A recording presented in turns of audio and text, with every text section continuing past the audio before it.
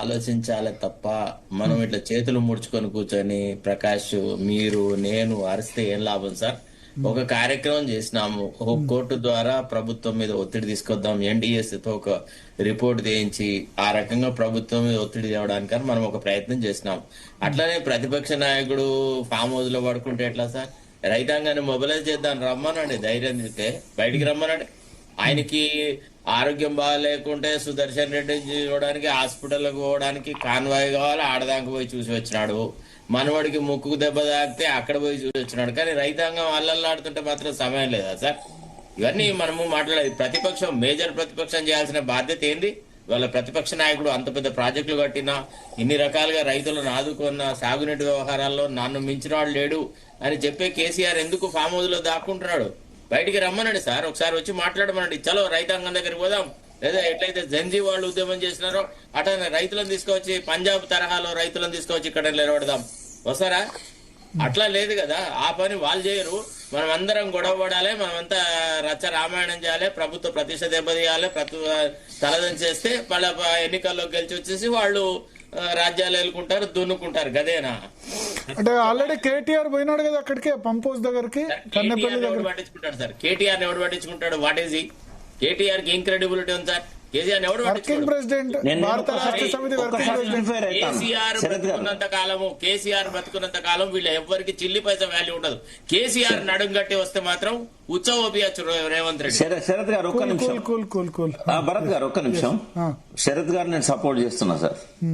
ప్రతిపక్ష నాయకుడు, this is the right time to come in to the projects. ఒక project Darshan పేరుతోనో లేకుంటే గ్రామ దర్శన్ పేరుతోనో కరువు ప్రాంతాలను పర్యటించి ఆయన ప్రాజెక్టులలో, ఆయన కట్టిన ప్రాజెక్టులలో లోపాల కారణం ఏంది, ఎందుకు స్టోర్ చేస్తున్నారు, ఎందుకు మనం ఎన్డీఎస్సీ ఎందుకు నెగ్లెక్ట్ చేస్తున్నది, కేసీఆర్ గారు చెప్పిన దానికును మిగతా వాళ్ళు చెప్పిన దానికి చాలా తేడా ఉంటుంది సార్. ఖచ్చితంగా శరత్ గారు చెప్పినట్టుగా, నేను చెప్పినట్టుగా కేసీఆర్ గారు రావాల్సిన సమయం ఆసన్నమైంది. ఆయన ఇప్పుడు ఆ మేడిగడ్డ దగ్గర పోవాలి. ఇప్పటి వరకు కూడా తను పోలేదు. డ్యామేజ్ అయిన కాంచి ఈ రోజు వరకు కూడా అనుభవిస్తున్నారు సార్, తిడుతున్నారు. రైతాంగం ఏమన్నారు సార్? ఏడబోయినాడు సార్, మా దగ్గరికి రావడం లేదు కదా సార్. ఇప్పుడు రేవంత్ రెడ్డి చెప్తున్నాడు కదా, ఈ ప్రాజెక్టు నిరర్థకము, ఇట్స్ అన్ ఇంజనీరింగ్ డిజాస్టర్, అది ఇది అంటున్నాడు. పోనీ కనీసం ఒక ఉత్తరం అన్న రాసినాడు ఎన్డీఎస్ఏకు కేసీఆర్ గారు? అయ్యా మరి ఇట్లా వివాదం జరుగుతుంది, మా రైతులు చాలా బాధల్లో ఉన్నారు, మీరు తేల్చిపారేయండి. ఏ లెటరు ఎవరో ఆస్ట్రేలియా నుంచి రాసినంత పట్టుదల గాని, అంత కమిట్మెంట్ గాని కేసీఆర్ కు లేదా? అంటే ఎప్పుడు ఆయన మేల్కొనేది, ఎప్పుడు ఆయన వచ్చేది, ఎప్పుడు రైతుల తరఫున ఆయన రాజకీయం చేసేది ఎప్పుడు? అంటే ఓన్లీ ఓట్లు దండుకోవడానికే వస్తారా, లేకపోతే మీటింగ్ రెడీ పెడితే ప్రమాణ స్వీకారానికే వస్తాడా? ఎట్లా? మనం ప్రశ్నలు వేయొద్దా సార్? ప్రభుత్వానికి బాధ్యత లేదని విమర్శిస్తున్న మనము ప్రతిపక్షం నిరర్థకంగా ఉంటే కూడా ప్రశ్నించాలి సార్. మీరు కేటీఆర్ ను, హరీష్ రావును తీసుకువచ్చి వేస్ట్ సార్. వాళ్ళతో వల్ల ఊదుగాలదు, పీరు లేవదు. ఏదన్నా చేస్తే కేసీఆర్ వస్తే, కేసీఆర్ ను అడుగు కడితే ఎస్, రాజకీయాలకు అతీతంగా ఆయనకు మద్దతుగా నిలబడతాము, రైతాంగానికి సహాయపడతాము, కృషి చేస్తాము, ఇంకే రకంగా అంటే ఆ రకంగా చేద్దాం. అంతేగాని ఆయన చేతులు ముడుచుకొని కూర్చొని ఇంట్లో కూర్చుంటా, నేనేం పట్టించుకోను, నేనేం మాట్లాడా, ఏదో ప్రజలు వాళ్ళకి అధికారం ఇచ్చారు, 5 ఏళ్లు పాలించుకోనివ్వండి, కాళ్లలో కట్టెలు పెట్టుకోవడం, కాళ్లలో కట్టెలు పెట్టుడు ఎందుకు మధ్యలో అన్నది ఆయన ఫిలాసఫీ. మాకు ఇప్పుడు కాదు, మాకు 2009లో చెప్పారు, 2009లోనే చెప్పారు. ఏంటంటే 2009లో నేను అక్కడ ఢిల్లీలో జర్నలిస్ట్ గా ఉన్నప్పుడు ఏమనేవాళ్ళంటే, మనకు తమిళనాడు తరహా ఉండాలి, కరుణానిధి గెలిస్తే జయలలిత అసెంబ్లీకి రాదు, జయలలిత గెలిస్తే కరుణానిధి అసెంబ్లీకి రాడు, 4 సంవత్సరాల వరకు ప్రెస్ రిలీజ్లే ఉంటాయి ఊరికే. ఎందుకంటే రోజు పోయి కాళ్లలో ప్రతిపక్షం కట్టెలు పెట్టుడు కాదు, వాళ్ళు గెలిపించిన వాళ్ళని పాలించమనాలా, వాళ్ళకి చేత కాకపోతే 4వ సంవత్సరం ఓటు అడగాల, ప్రతిరోజు పోయి పుల్లలు పెట్టుడు ఎందుకు అన్నది ఆయన ఫిలాసఫీ.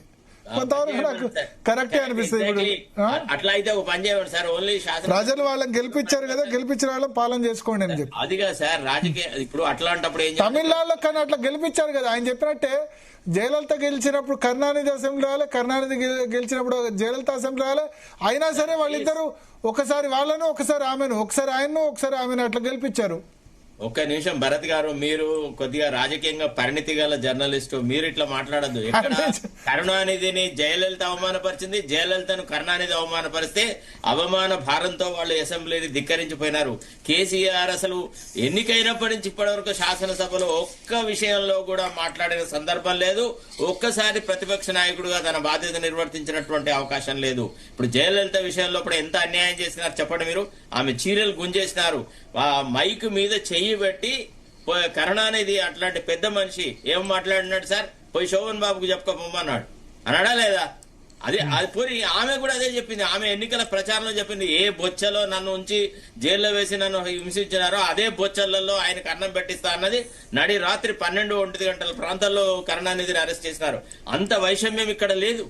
ఎంత అవునన్నా కాదన్నా కేసీఆర్ సభలో వచ్చి నిలబడితే రేవంత్ రెడ్డికి అంత ధైర్యం లేదు. కేసీఆర్ ముందు మాట్లాడి కేసీఆర్ ను ఒప్పించి ఏదో చేసేదంత కెపాసిటీ లేదు.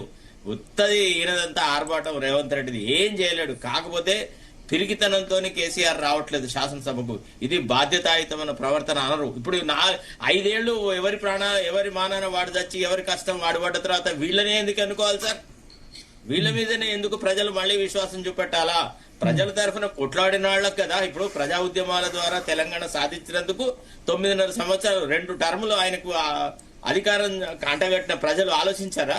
అధికారం లేనాడు ఈయన మనం పట్టించుకోలేదు, ఈయన రిటైర్మెంట్ తీసుకున్నాడు, అట్టనే రిటైర్మెంట్ ఉండమనండి. ప్రజలు మర్చిపోతారు సార్ ఇంకా 4 రోజులు ఎట్లనే ఉంటే. కాబట్టి ప్రజా సమస్యల మీద తప్పకుండా ప్రతిపక్ష నాయకుడు తన బాధ్యత నిర్వహించాలి. పార్లమెంటరీ డెమోక్రసీ అంటేనే అది. ఇప్పుడు మనము we have borrowed the parliamentary democracy from UK. How does the opposition party leader perform over there? Keir Starmer ఎట్లా కొట్లాడినాడు డెమోక్రాట్స్ మీద. కొట్లాడితే కదా మళ్ళీ వాళ్ళు బ్రహ్మాండమైన మెజారిటీతో వాళ్ళు పవర్ లోకి వచ్చినారు. మళ్ళీ అక్కడ కూడా ప్రజాభిప్రాయం సరిగా లేదు అని అక్కడ రాజీనామా చేసేసి కొత్త ప్రధానమంత్రులు వచ్చినారు. అంతేగాని ప్రతిపక్ష నాయకుడు ఇంట్లో కూర్చుంటాడు, మీరు నేను టీవీ డిబేట్లలో రోజు ఇదే టాపిక్, ఇదే ఒక లొల్లి రచ్చ తప్ప దీనివల్ల ఒరిగేదేంది? ఒక్క స్టెప్ పోనీ తనకు అంత పెద్ద లీగల్ సెల్ అదంతా ఉండింది కదా, వాళ్ళకు ఒక లీగల్ టీవీ ఉంది కదా, మరి వాళ్ళే ఎందుకు వేయలేదు ఈ కేసు? అంతెందుకండి, ఒక్క ఉత్తరం కేసీఆర్ రాసుంటే సరైన సమయంలో ఇట్లా ఉంది రైతాంగం పరిస్థితి ఉంది, మీరు ఏదో ఒకటి చెప్పండి, ప్రతిసారి మీ మీద నెపం పెట్టేసేసి రైతులను అల్లల్లాడిస్తున్నారు, రైతులు కష్టాల్లో ఉన్నారని. కనీసం తను ఒక రైతే కదా, తనకు 60-70 ఎకరాల ఫామ్ హౌస్ ఉంది, తను పండిస్తున్నాడు, తనకు వ్యవసాయం గురించి అవగాహన ఉంది, తానే సమస్యలు ఎదుర్కొన్నానో ఆయనకి ఇన్ని సమస్యలు ఉంటే సన్న చిన్నకారు రైతులకు ఎన్ని సమస్యలు ఉన్నాయి? ఓకే సార్, కాలర్స్ ఉన్నారు ఇదే విషయం